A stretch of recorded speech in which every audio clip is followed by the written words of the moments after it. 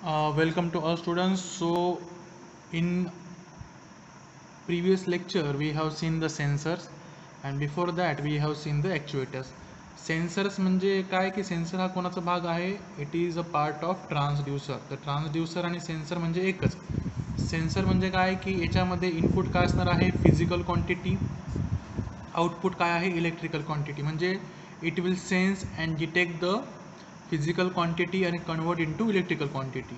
Transducer काय करतो? It converts one form of energy into another form. म्हणजेच ट्रान्सड्यूसरचं आउटपुट हे इलेक्ट्रिकल पण असू शकतं किंवा नॉन इलेक्ट्रिकल पण असू शकतं. पण सेन्सरचं आउटपुट हे कसं असलं पाहिजे? Always electrical. म्हणजेच ऑल सेन्सर्स आर ट्रान्सड्यूसर. आपण असं म्हणू शकतो ऑल सेन्सर्स आर ट्रान्सड्यूसर. पण all transducers are not sensors, कारण की ट्रान्सड्यूसरचं output may be a electrical one or non electrical one.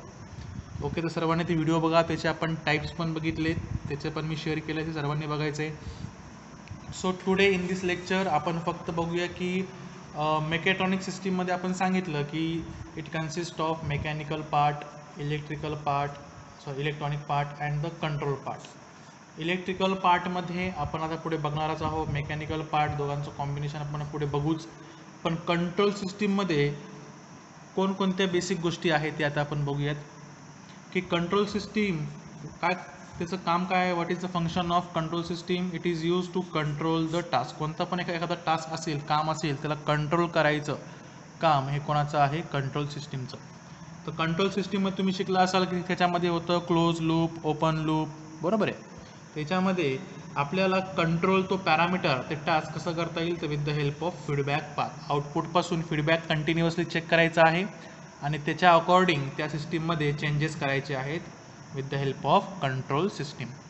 So control सिस्टीमसाठी काय काय लागेल? मला सर्किट्स लागतील आणि म्हणजेच इथे मला लागेल हार्डवेअर पार्ट, आणि त्याला प्रोग्राम करण्यासाठी मला एखादी काय लागेल? प्लॅटफॉर्म लागेल, प्रोग्रामिंग लँग्वेजचं, that is software part. Okay, so basically widely there are commonly two use control system. First one is PLC based. Control सिस्टीममध्ये झालं तुम्हाला 5व्या सेमला PLC म्हणजे काय? Programmable logic control.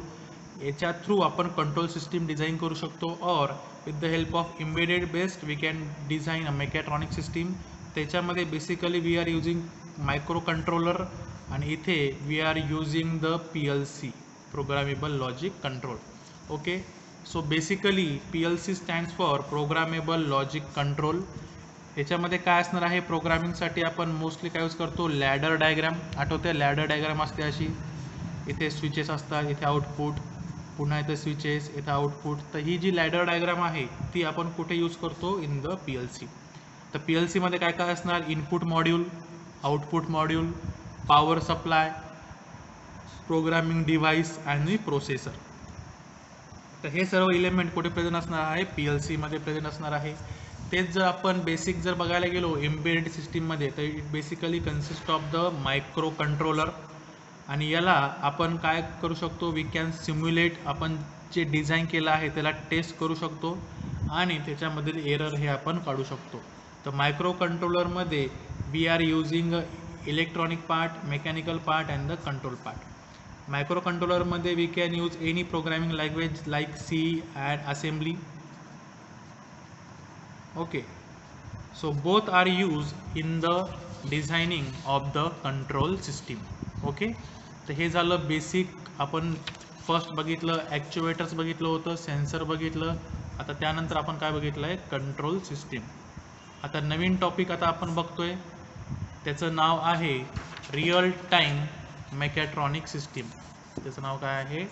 Introduction to the real time mechatronic system. Real time म्हणजे काय की जे इंडस्ट्रीजमध्ये जे मेकॅट्रॉनिक इन्स्ट्रुमेंट किंवा सिस्टीम जे यूज होत आहे कशासाठी? To manufacture of product. एखादा प्रोडक्ट आहे, एखादा जॉब आहे, त्याला मॅन्युफॅक्चर करण्यासाठी इंडस्ट्रीमध्ये ज्या मेकॅट्रॉनिक सिस्टीम यूज होतात त्या कोणत्या असतात? रिअल टाईममध्ये. तर याच्यामध्ये पहिलं जो आपल्याला बघायचं आहे, पहिली जी सिस्टीम आहे त्याचं नाव आहे FMS. तर FMS stands for flexible mechatronic system. काय म्हणलं मी? Flexible mechatronic system. ओके. तर फ्लेक्झिबल म्हणजे काय की अशी सिस्टीम जी ॲडॅप्ट होते according to the surrounding changes और इन्व्हायरमेंटल चेंजेस. इन्व्हायरमेंटल न म्हणता आपण त्याला म्हणूया विच अडॅप्ट द चेंजेस. आणि अडॅप्ट केल्यावर त्या प्रकारचे चेंजेस कुठे व्हायला पाहिजे? सिस्टीममध्ये व्हायला पाहिजे, जेणेकरून प्रोडक्टमध्ये पण आपल्याला हवा असलेला बदल हा करता येईल. म्हणजेच काय की प्रोडक्टमध्ये जर ॲट ए टाईम किंवा अचानक एखादा बदल जर करायचा असेल, प्रोडक्ट बनवताना जर अचानक आपल्याला त्याचे डायमेन्शन चेंज करायचे आहे, त्याची प्रोसेस चेंज करायची आहे, तर ही प्रोसेस सिस्टीम चेंज न करता सिस्टीम चेंज करायची गरज पडायला नको. अशा वेळेस त्यावेळेस आपल्याला कोणती सिस्टीम यूज करायला लागणार आहे? Flexible mechatronic system. Okay. Next आता याची आपण ब्लॉक डायग्राम बघूयात की कंट्रोल सिस्टीम और मेकॅट्रॉनिक सिस्टीम बघताना आपण बेसिकली काय बघतो? दोन प्रकारच्या सिस्टीम बघतो. एक बघतो क्लोज लूप, दुसरी असती ओपन लूप. ओके. तर क्लोज लूपमध्ये काय असणार आहे की इनपुट आपण त्याला सप्लाय करू त्या सिस्टीमला, त्यानंतर तिथे कंट्रोलर्स असणार आहेत. कंट्रोलर्स काय करतील? ती ॲक्शन डिफाईन करतील कोणाची? ॲक्च्युएटरची, की ॲक्च्युएटरनी कसं परफॉर्म केलं पाहिजे. त्यानंतर इथे ॲक्च्युअल होणार process with the help of processor. Okay. त्यानंतर इथे असणार आहे फीडबॅक पाथ. फीडबॅक पाथ हा कुठे प्रेझेंट असतो? फक्त क्लोज लूपमध्ये. तर क्लोज लूपमध्ये आउटपुट जो आहे प्रोडक्ट त्याची क्वालिटी काय होत आहे? इम्प्रूव्ह होत आहे, कारण की आपण इथे काय लावलं आहे? फीडबॅक सेन्सर लावला आहे. आउटपुट आपण कंटिन्युअसली चेक करणार आहोत कुठपर्यंत? जोपर्यंत आपल्याला डिझायर्ड आउटपुट भेटत नाही तोपर्यंत. आउटपुटमध्ये असणारे चेंजेस हे आपण कोणाला सप्लाय करणार आहोत? फीडबॅक सेन्सरला. आणि फीडबॅक सेन्सर काय करणार आहेत? रिक्वायर्ड चेंजेस कोणाला अप्लाय करणार आहे? ॲक्च्युएटरला. आणि त्याप्रमाणे ॲक्च्युएटर आपली ॲक्शन ही प्रोव्हाइड करणार आहे. तर बघा, इंडस्ट्रीमध्ये आपल्याला एखादा प्रोडक्ट डिझाईन करायचा आहे, पण प्रोडक्ट डिझाईन करताना त्याच्यामध्ये जर आलेले चेंजेस हे जर ऐनवेळी आले तर सिस्टीम चेंज करायला नको. म्हणून आपल्याला कशी सिस्टीम हवी आहे? फ्लेक्झिबल सिस्टीम, ज्याच्यामध्ये मोर दॅन वन और ॲप्रॉक्सिमेटली 2 to 3 टास्क हे परफॉर्म झाले पाहिजे. अशा वेळेस आपण फ्लेक्झिबल मेकॅट्रॉनिक सिस्टीम ही यूज करतो. तर फ्लेक्झिबल मेकॅट्रॉनिक सिस्टीम यूज करण्यासाठी आपल्याला कोणकोणते एलिमेंट लागणार आहेत? तर बघा, पहिला एलिमेंट लागणार आहे वर्किंग प्लेस. इथे आपण एक एक्झाम्पल घेऊ की एखादा प्रोडक्ट आहे ते बनवण्यासाठी मला कोणकोणती प्रोसेस करायची? बघा, ड्रिलिंग करायचं आहे, त्यानंतर पेंटिंग, त्यानंतर ग्राइंडिंग आहे. ओके. तर ह्या 3 प्रोसेस मला करायच्या आहेत to design the product. Suppose drilling, painting आणि ग्राइंडिंग. ओके. तर वर्किंग प्लेस मला तिन्हीसाठी वेगवेगळे लागेल. ड्रिलिंगसाठी वेगळं, पेंटिंगसाठी वेगळं आणि ग्राइंडिंगसाठी वेगळं. तर प्रत्येकाचे वर्किंग प्लेस हे वेगवेगळे असणार आहे फॉर 1, 2 and 3. टास्क 1, टास्क 2 आणि टास्क 3. त्याच्यामध्ये जेवढे आपले स्टेप्स आहेत, प्रोसेस आहेत, तेवढे आपले वर्किंग स्टेशन इथे येणार आहेत. त्यानंतर त्या वर्किंग स्टेशनला लागणारं मटेरियल स्टोरेज किंवा त्यासाठी लागणारे टूल्स हे आपल्याला तिथे उपलब्ध पाहिजे, जेणेकरून माझी ड्रिलिंग प्रोसेस, ग्राइंडिंग आणि पेंटिंग ही वेगवेगळ्या स्टेशनला होऊ शकेल. त्यानंतर वर्किंग प्लेस आणि मटेरियल टूल्स याच्यामध्ये कम्युनिकेशन इंटरफेस करण्यासाठी आपल्याला इथे काय लागणार आहे? कंट्रोल सिस्टीम, जी आपण कुठून सप्लाय करणार आहोत? With the help of computer. तर इथे नॉर्मली आपण जी सिस्टीम यूज करतो ती आहे CNC. तर CNC stands for computer numerical control. तर कम्प्युटर थ्रू आपण ही कंट्रोल ॲक्शन करत आहोत इन द वर्किंग स्टेशन. तर वर्किंग स्टेशनवर आपल्याला प्रोडक्ट तयार करायचा आहे, तर आपल्याला मटेरियल स्टोरेज लागेल.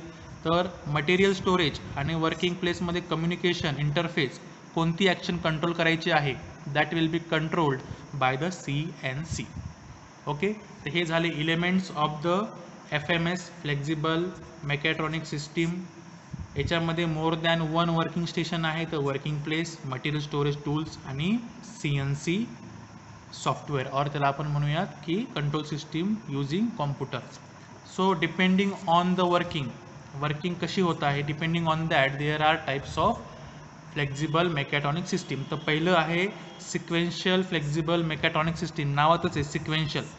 तर सिक्वेन्शियल म्हणजे काय की फर्स्ट वेळेस होणार ड्रिलिंग प्रोसेस, नंतर होणार ग्राइंडिंग प्रोसेस, नंतर होणार painting process. He sequence continue as it is राहील, नंबर 1, नंबर 2, नंबर 3. याच्यामध्ये कोणताच चेंज होणार नाही. म्हणजे ॲट ए टाईम नेमून दिलेली प्रोसेस ही सिक्वेन्शियल फ्लेक्झिबल मेकॅट्रॉनिक सिस्टीममध्ये होणार आहे. तर याच्यामध्ये सिक्वेन्स चेंज करता येणार नाही. त्यानंतर रँडम FMS मध्ये आपण कोणती पण प्रोसेस ही करू शकतो with the help of CNC च्या हेल्पने आपण ग्राइंडिंग पण फर्स्ट करू शकतो, पेंटिंग पण फर्स्ट करू शकतो. तर ही सिक्वेन्स जी आहे ती याच्यामध्ये फॉलो होणार नाही आहे. We can randomly choose our task. Okay. नंतर डेडिकेटेड म्हणजे काय की नेमून दिलेला टास्क हा पर्टिक्युलर टाईमपर्यंत चालणार आहे. म्हणजे ड्रिलिंगसाठी जर आपण 2 मिनटं दिली तर तो 2 मिनटंच चालेल, इथे 1 मिनिट, इथे पण 1 मिनिट. सो नेमून दिलेला नेमून दिलेला टास्क हा काय आहे, it will be limited for a particular time. Dedicated नावातच आहे बघा. त्यानंतर इंजिनियर्ड, तर याच्यामध्ये अकॉर्डिंग टू द डिझाईन हे वर्किंग जे आहे मशीनचं ते चेंज होणार आहे. म्हणजे depending on the design working place is changing. सिक्वेन्शियलमध्ये there is a order in which working place is happen. रँडममध्ये depending on our priority we can choose our workplace. Dedicated means workplace 1 will be continued for some time, 2 for some time and 3 for some time. And fifth one is modular, means it is a combination of 1, 2, 3 and 4. याच्यामध्ये most excellent type जो आहे तो आहे modular, which consist of sequential, random, dedicated and engineered FMS. तर हे होतं आपलं flexible mechatronic system, ज्याच्यामध्ये we can do more than 1 task depending on the changes require. तर ह्या सिस्टीमने ते चेंजेस ॲडॅप्ट करायचे आहेत आणि त्यानुसार दिलेलं काम हे परफॉर्म करायचं आहे. ड्रिलिंग, पेंटिंग, ग्राइंडिंग असे मेकॅनिकल जे वर्क आहेत ते त्यांनी परफॉर्म करायला हवं. तर कोणकोणते एलिमेंट आहे, वर्किंग प्लेस आहे, मटेरियल आहे, त्यानंतर स्टोरेज, टूल्स आणि कंट्रोल्स, त्याचे CNC आपण यूज करतो.